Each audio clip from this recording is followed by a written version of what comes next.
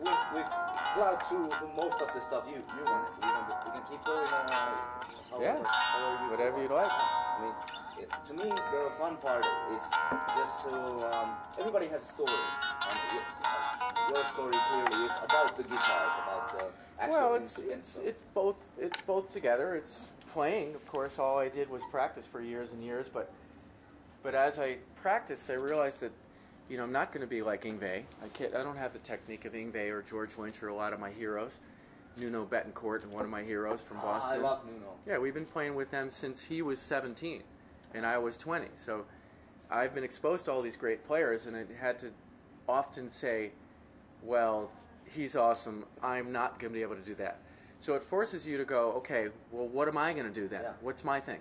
And even before we started playing with Nuno, and way before actually, even back in junior high school, I was doing the acoustic on the stand because I love Rush. I was influenced by Rush. Put the acoustic on the stand. That became part of my style way back then, to take a solo on the acoustic with the nylon string, and then switch to the electric and keep doing the solo. You know, so I had this solo worked out that used both acoustic and electric already, even before I got that thing working. So to see Nuno and to get, I was in W.A.S.P in 1992 for a couple years, and we got to tour and do the big tour and everything. So I got a taste of it, and I knew that, you know, I could operate on that level, but I also still knew I'm not Yngwie, I'm not Lynch, I'm not any of my idols, but so I got to do something that's me. And that's what influenced really this one, and this one, of course, and this one. And these two are still kind of on the way to development, and especially this one. Once I get relocated here in Finland, I'll start touring with a two-piece band, which I call Signal to Noise.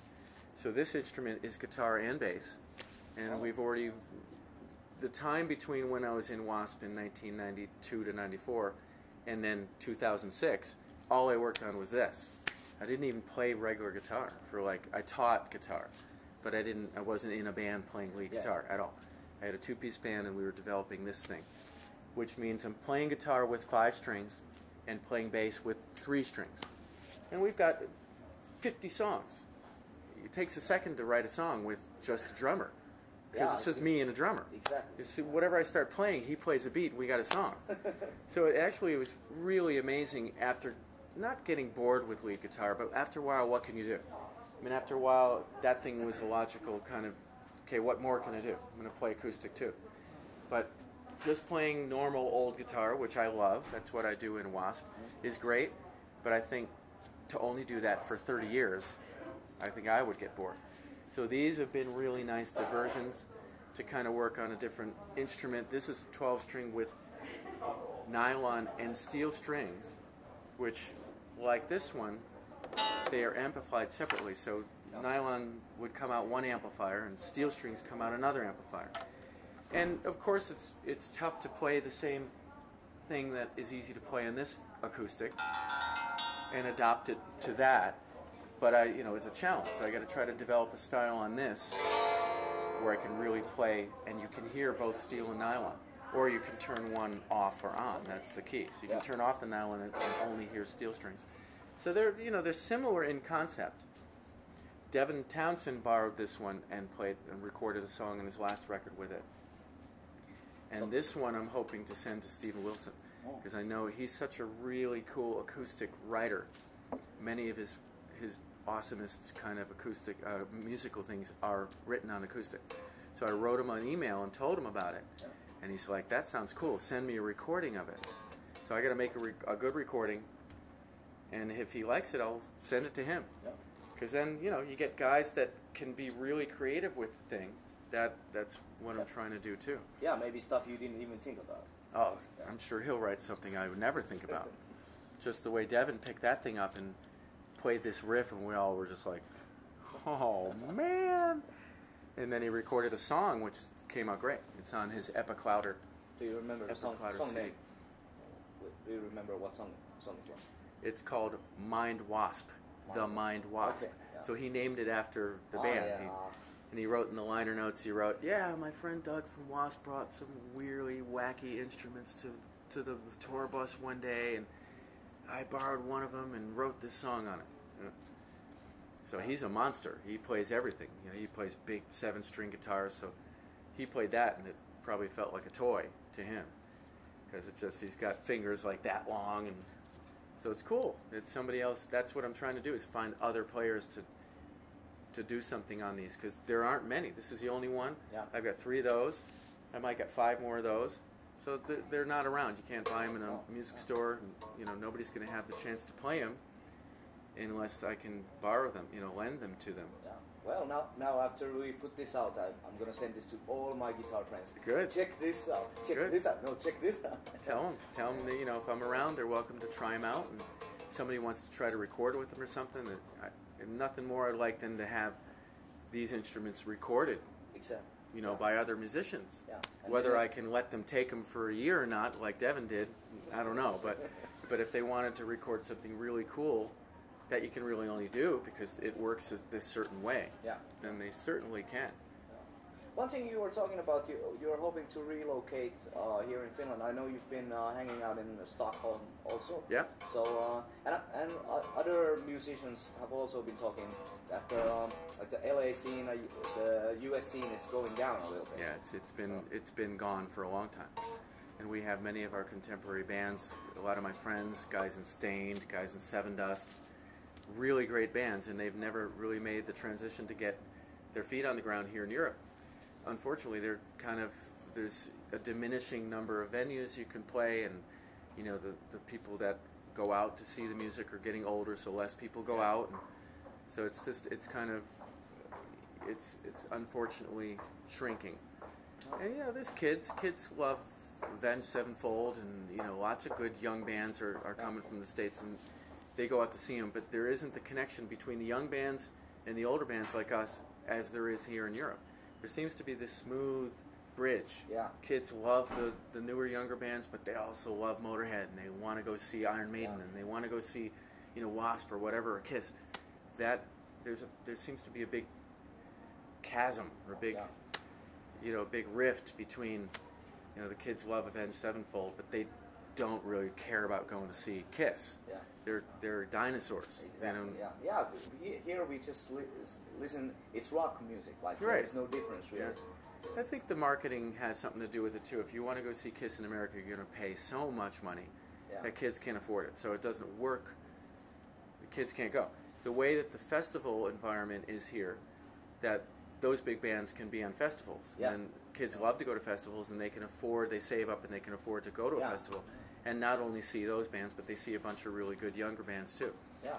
It's not such a big deal to put up $100 once, and you go for 2 days. You get to see days. all those bands, right? And then you get to see bands like South Park. Yeah. Last weekend, you get to see bands that maybe you see often, like Battle Beast or Santa Cruz or Reckless Love, who are like sort of local bands, but are making it and are big in our eyes. Yeah. And then they are on the same level with W.A.S.P or Skid Row or Europe or whoever. And you don't really make this difference.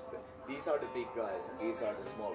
No, they're just bands, and you're gonna appreciate all. Yeah, and everybody puts on their best show. So, perfect. You know, way to explain it, because when you see a show in the States, you get one band, maybe a support band, pay tons of money, they put on their big show, whatever. You know, maybe it is or isn't worth that much money to pay for the ticket, but the whole point is all the work is done for one band and one night. Yeah, and the support band might get they might be great, but they get the like really crappy tree lights and like crappy sound. Yeah, so you pay all that money and you don't really get anywhere near as much as you get at a festival. So the festival kind of design is much more effective for everybody. It really is. And also, I've noticed bands who tour. I just went to see Aerosmith. They were here a couple of weeks ago. That'd be great. It was awesome. Steven still hitting those notes. Yeah, he's great. But the great thing about I think bands have now figured that when you go sort of from Sweden to Russia, that Finland is because bands didn't used to come 5 years ago maybe. Yeah. It was We'd Get Made and Metallica, and then everybody else was like, I don't know, let's see. No, now they're hearing how cool Finland is for the environment. Yeah, and how much also the kids love it. that if you plan ahead, it's like a really logical place to go, and you go to Helsinki or you come to Tampere. And go up to Oulu and... Yeah. And bigger bands do it, smaller bands do it. Yeah. It's just...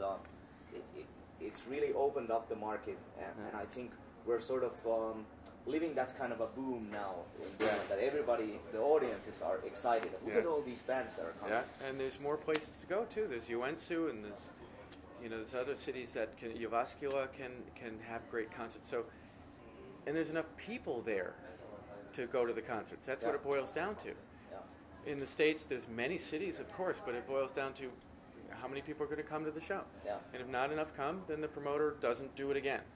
Exactly. So yeah, or they raise the prices. Right, they try to raise the prices and then less people come. Exactly. Anyway, so yeah, the environment here is on an upswing, and I think that it really has to do with the overall kind of attitude that if you're going to invest in your youth and give them good education, give them lots of opportunities, that they're going to thrive. And I think what's good is that that's what's starting. So the kids that are playing now, they're the ones in 20 years, the bands are going to be great. So that I think we're only at the beginning of that right now. Yeah.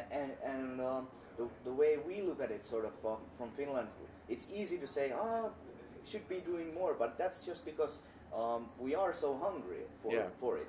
That it's not that things aren't good, but everybody's always thinking, okay, what's the next step? Exactly. What can we do?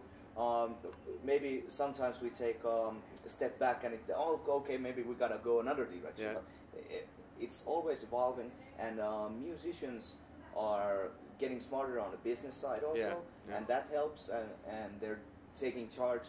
It's not like it used to be maybe 10 years ago that record companies sort of are telling you gotta do this. I mean, we still get that, of course, on the top. But a lot of guys are like, we put up our own company, and we just go for it. We make our own deals with, like my band, we just have a distribution deal, and then we figure everything else. Yeah, you're all set. Sometimes you don't make the smart decision, but then you learn, and then next time you do something. You're at less risk in a lot of ways, that you're doing it yourself, and you're not going to owe somebody a ton of money if it doesn't work out. So. You get to do what you want. Yeah, and I sense that type of thinking here as far as taking chances, and that's why some of these concepts, I think I might find people to play, to either play these or take it in their own direction, instead of just doing the same thing forever.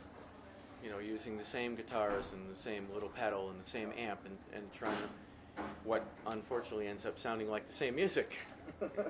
Yeah, I mean, that can be a good thing, like AC/DC style. Yeah. I mean, you can, if you find that sweet spot. Yeah. But sometimes it's cool to just say, what if I do something? Yeah, you try it. And that's why, I'm not surprised that Devin Townsend is really widely revered here in Finland, even more than anywhere else. And I've talked to him about it. I'm like, why do you think, you're so popular up there? And he says, because the kids are smart, because they can get it, they appreciate that he's going to try to be as diverse and as whacked out and as all over the place as he can, not to do the same thing over and over. And they appreciate that he does Ziltoid and he does acoustic and he does all these different projects, and he works that hard and he's that prolific about it. So the tastes are much wider, and there's much more hunger for something new.